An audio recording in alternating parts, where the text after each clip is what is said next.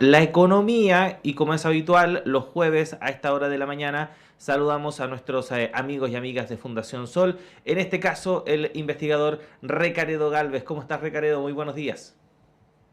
Muy buenos días, Claudio. Muchas gracias por la invitación. Sí, Recaredo, no, gracias a ti obviamente por estar acá tan temprano en la mañana. Bueno, no tan temprano, ya son las 9:30, 20. Para algunas personas es muy temprano, eso sí. Bueno, Recaredo, vamos a hablar de pensiones, porque la reforma en esta materia, bueno, así se le denomina, durante los últimos días y sobre todo durante la jornada de ayer dio mucho que hablar a partir de una serie de propuestas por parte de algunos parlamentarios para presionar a que finalmente se llegue a una resolución dentro de este debate que ha estado entrampado por tanto tiempo. Por un lado, esta propuesta de algunos parlamentarios del Partido Comunista de dar la posibilidad a las personas a que elijan qué tipo de sistema previsional quieren para ellos, ya sea el actual sistema de capitalización individual o el que rige para las Fuerzas Armadas y de Orden y que hemos revisado anteriormente con bastante detalle gracias a ustedes, pero también nuevamente la idea de los retiros que fue planteado también por otro grupo de parlamentarios. ¿Cómo han visto ahí en la Fundación lo que hemos podido ver al respecto durante las últimas jornadas?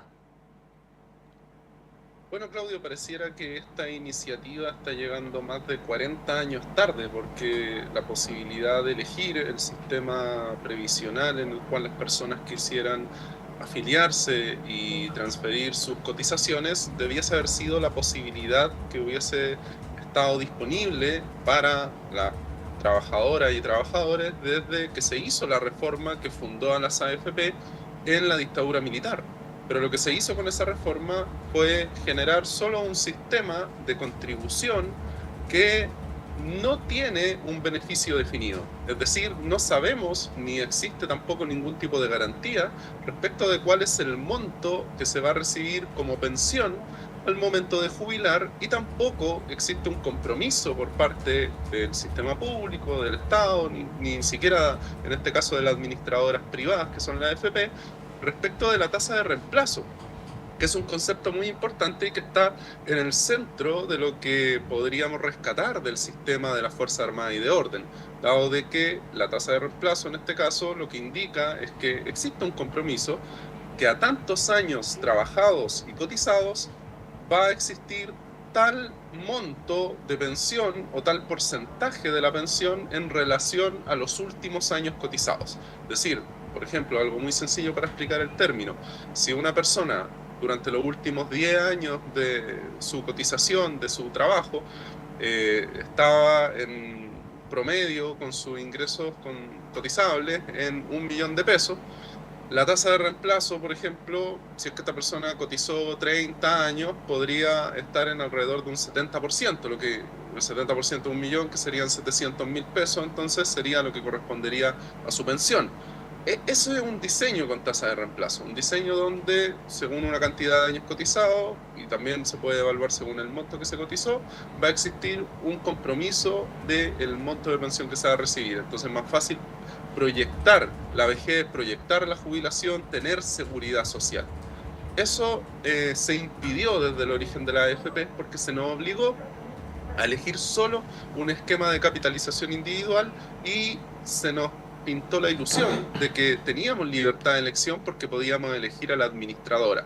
Hoy día, ya cuando llevamos más de 40 años de este sistema, donde ya hay daño irreversible en muchos casos, a menos que se haga una reforma mucho más profunda, porque hay personas que ya están recibiendo pensiones que son en base a montos paupérrimos. Si volvemos a esta referencia de la tasa de reemplazo, un dato que hemos publicado en uno de nuestros informes más recientes nos dice que personas que estuvieron cotizando entre 35 y 40 años, que no es una cantidad acotada de tiempo cotizado, es casi una carrera completa, entre 35 y 40 años, estuvieron obteniendo pensiones que en su tasa de reemplazo están en alrededor del 32%, 32,6%.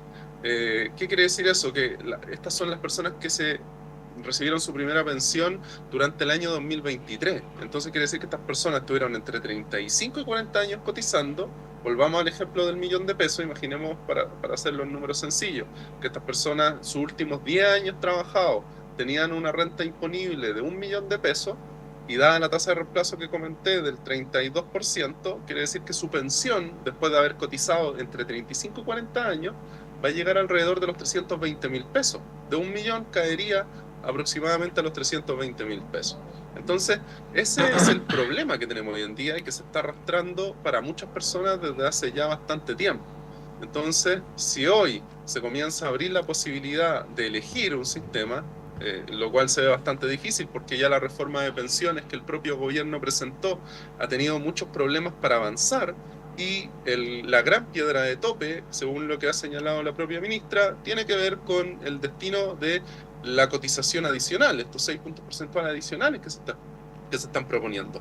Entonces, si eso no logra avanzar, esta otra reforma que se está proponiendo, tampoco podemos tener garantías de que va a avanzar. Solo nos viene a refregar una vez más en el rostro que había una posibilidad, que esto es una decisión política, que podríamos haber tenido la oportunidad de elegir un sistema público al cual contribuir con beneficio definido, como el de las Fuerzas Armadas, pero esa oportunidad ha sido negada por ley. Y esto es importante porque viene a demostrar una vez más que hay decisiones políticas detrás de estas reformas, más allá de las decisiones técnicas.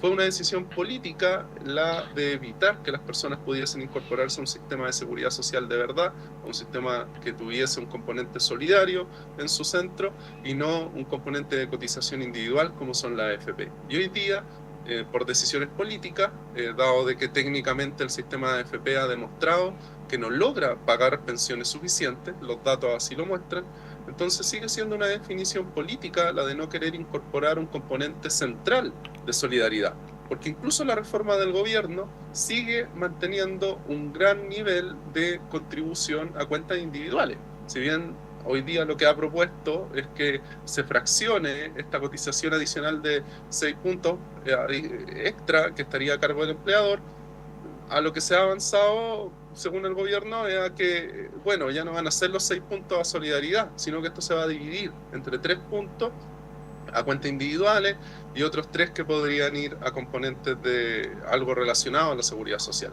Entonces, cada vez menos el espacio de seguridad social dentro de esta discusión de la reforma, y eso es porque los intereses del gran capital económico en nuestro país, que hoy día recibe el financiamiento fresco a partir del fondo de pensiones que administran la AFP, de la y los trabajadores, es un poder que obviamente no quiere que cambie este modelo que le conviene, y en gran medida eso se ve influenciado en las definiciones políticas que se están tomando. Recaredo, independiente de la factibilidad que pueda tener una idea como esta en el Congreso, que tal como lo señala es muy poco probable de que pueda prosperar, en lo estrictamente técnico, ¿qué tan factible sería implementar un sistema como ese, no solo para las Fuerzas Armadas, sino que para quien, por ejemplo, lo desease? Porque uno de los principales argumentos de quienes defienden la capitalización individual es que la otra alternativa no sería viable.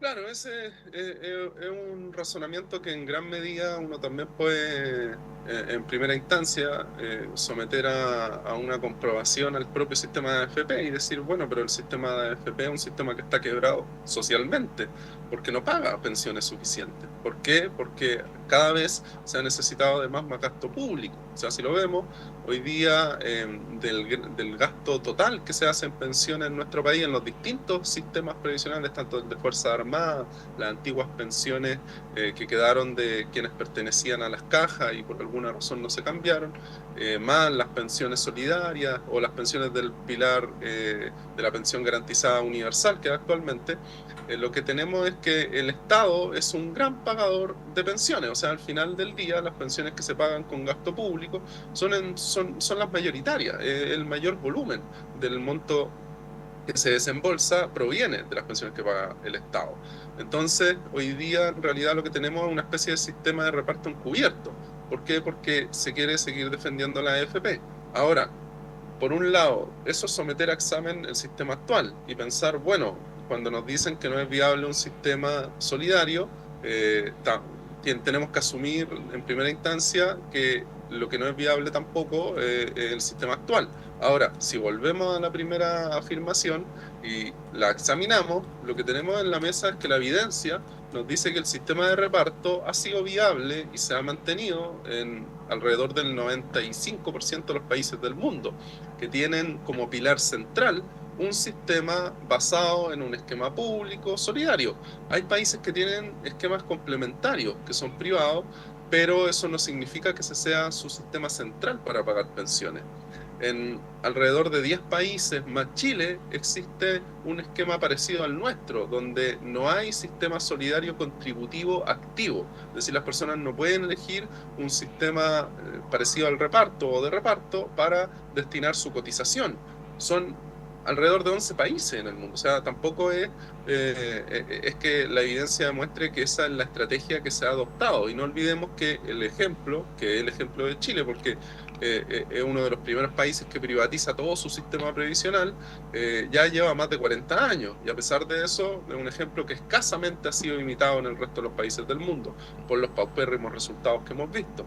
Entonces, la viabilidad de un sistema de reparto es algo que se puede analizar y nosotros lo hemos hecho. Lo hicimos en conjunto con la coordinadora Nómada FP hace ya bastantes años y hemos ido actualizando una propuesta que lo que coloca sobre el debate es que existe la posibilidad de tener un sistema que financie pensiones suficientes, pero es necesario también de que ese sistema sea uno en el cual puedan contribuir las trabajadoras y trabajadores de manera constante y que en gran medida sea un sistema que también contaría con un esquema de inversión pero que es colectiva, es decir, un fondo de reserva de pensiones, porque no todas las cotizaciones directamente van destinadas al pago de pensiones o no todo el gasto público va solo destinado a eso.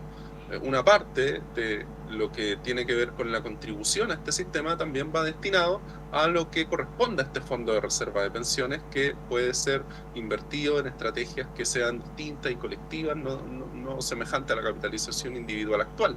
Y ese esquema, con esa estructura, con fondo de reserva de pensiones, con pilares de cotización, tampoco es algo que no exista en el mundo, es algo que sí existe. Y en gran medida muchos países han ido teniendo en sus sistemas de reparto estos fondos de reserva que al mismo tiempo permiten una capitalización que no es individual, pero permiten generar mayores grados de sostenibilidad de estos sistemas de reparto en los distintos países. Entonces, al final, por eso es que nosotros creemos que acá la decisión, más que técnica, es política. ¿Por qué? Porque para avanzar a un sistema que pague pensiones suficientes con beneficio definido, como partimos haciendo el paralelo con las Fuerzas Armadas, ahí hay un beneficio definido, las Fuerzas Armadas tienen la claridad de que a tantos años de servicio van a poder obtener una pensión del 70% y si completan más años de servicio van a poder llegar a una pensión semejante al ingreso que están recibiendo mientras se encuentran activos. Entonces, en gran medida lo que es necesario es que el resto de la sociedad, la población civil, y los trabajadores civiles también puedan tener la claridad de que si cotizan 30 años van a tener como tasa de reemplazo tal porcentaje de los últimos 10 años cotizados. Hoy día, lamentablemente, eso no existe y en gran medida la realidad de este sistema es que el beneficio que genera es para los grandes grupos económicos que reciben la inversión de las cotizaciones. Entonces, lo que nosotros planteamos es que un sistema de pensiones debiese tener en el centro el pago de pensiones suficientes, no mantener al mercado de capitales, no mantener al sistema financiero. Y estamos en ese punto, entonces estamos como en un extremo. Y nosotros ni siquiera es que nos queramos mover a otro extremo, porque un sistema de reparto no es otro extremo. Un sistema de reparto es lo más centrista que podríamos pensar, porque al final lo que logra es que las personas puedan tener ingresos en su vejez que les permitan reemplazar los ingresos del trabajo y con eso subsistir. Y en gran medida eso para la sociedad es necesario porque mantiene el consumo, mantiene mínimas situaciones de salud que estas personas puedan financiar o puedan complementar con otros ingresos, y en gran medida eso va generando sociedades que pueden ser más partícipes de la vida común y al mismo tiempo pueden ir encontrando caminos de bienestar. Pero en nuestro país eso no se da. En nuestro país en gran medida estamos en otra dimensión donde se nos ha dicho que el reparto es un extremo, cosa que no no es real, y se nos ha dejado en esta mirada donde la AFP pareciera que son del todo intocables. Ujú. Bueno, Recaredo, queremos agradecerte siempre el tiempo que tienes para conversar con nosotros, por supuesto a todo el equipo de Fundación Sol, y los esperamos la próxima semana con este u otro tema que tenga que ver con los trabajadores, la economía, etcétera. Gracias, Recaredo, un abrazo. Un abrazo para usted, muy buena semana, fin de semana. Igualmente.